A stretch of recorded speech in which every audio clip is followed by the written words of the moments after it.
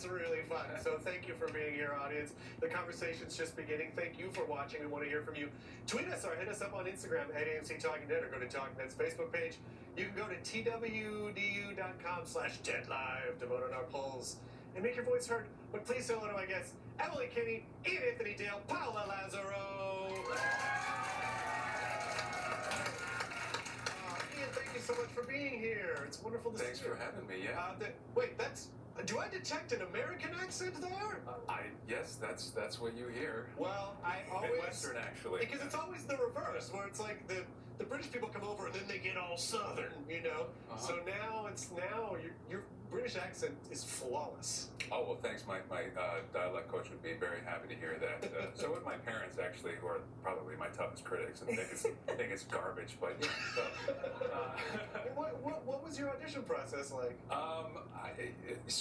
I never had to speak with a British accent before in any character I played. I never trained the accent, and so the producers wanted to hear if I could pull it off, and so they asked me to send in a self-tape.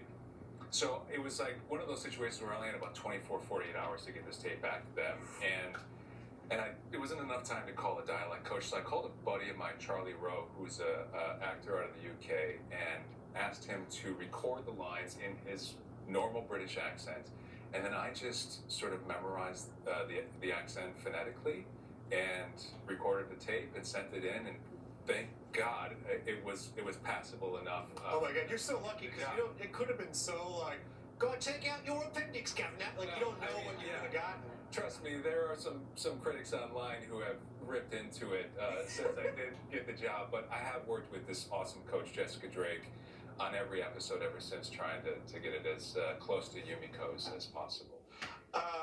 Emily Kinney, thank you so much for being here. It's good to see you again. Which Walking Dead sibling pair reminds you the most of Beth and Maggie?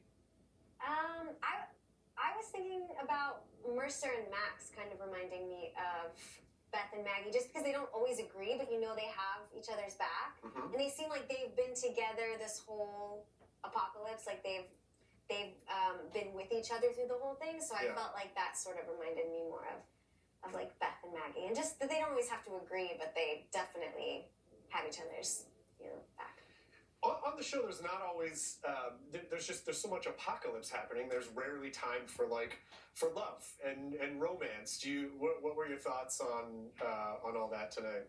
Yeah, I mean, I love the relationship with Princess and Mercer. It's so fun to watch you guys' scenes, and it's cool to just watch a relationship grow too, from like this more physical relationship to this episode we got to see them really connect more like emotionally, and so yeah, I always love a love story, and since Eugene's didn't work out really for a while, well, we have some reactions from folks on the internet. This one is I love Princess and Mercer. Laura Bon Joven 9 says Princess has found her prince. Impossible Girl 11 says screaming in joy for what just popped up on my screen right now. Princess and Mercer, OMG, OMG, OMG, love them so much. I think this person's very on board for this romance.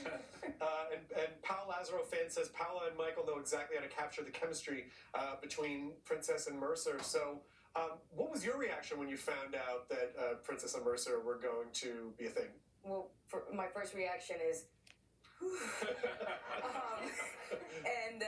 but my first reaction was I'm a fan of the comic books and their relationship in the comic books. Yeah. So to see that on the show, I was just so excited to portray that relationship and to get to work with him, because Michael is an incredible scene partner. I have to say this, I cannot imagine a better person to go on this journey with than Michael James Shaw. So I'm very thankful for that. That's fantastic. And as you said, you're a fan of the comics, so it must be really gratifying that it is being embraced by the fans, that people are. Oh my God! And we work so hard on these scenes. Like we call each other constantly. We go over the lines. We make sure, what do you need from me in this moment? Do you need something else from me in the scene? So we check in with each other. So to have an audience that is excited about something that you put so much work into is a huge blessing. Yeah. Well, we want to see what y'all thought at home. We asked you at twdu.com/deadlive. What should the official Mercer and Princess ship name be? Princer or Mercess or Princessor or Merprin? I don't know. While those are calculating, Paola, do you have a thought on this? Well, Michael and I have sat down and discussed this very seriously. And we sat down at a round table and we said that it should be Princer. Prince. But then again, the audience is the one that chooses, so we're open. But Princer was our favorite. That was your favorite. That's what everyone voted for. What is the what? I can't really see the poll. What was the number one answer? 43% said Mercess. I told you. 39% Princer. Only 6% for Merprin? Come on! It's kind of fun. That one's kind of fun. That one's kind of fun, just because every time you say it, yay, Merprin! Like, I feel like... What about Bernita? That's not bad. Mernita. Yeah. Merprin, though, it's kind of the Hufflepuff, I think, if I really, in a way. Ian, were you aware of the Walking Dead Doctor Curse when you joined the show? I was not aware of the curse. However, as soon as Tommy, swapped out baking cakes for performing surgeries, the internet let me know and said that the clock has started to tick for my character. And so I'm just hoping that Tommy can break this curse for good. Yeah, and it's tough. You never want to be like the moral compass on the show, or like someone who's really doing good, because like, oh no, they're just setting you up, But so far everything seems okay. So far everything seems okay. Coming up, Talking Dead throwback clip you won't want to miss, plus an exclusive sneak peek of next week's episode of The Walking Dead.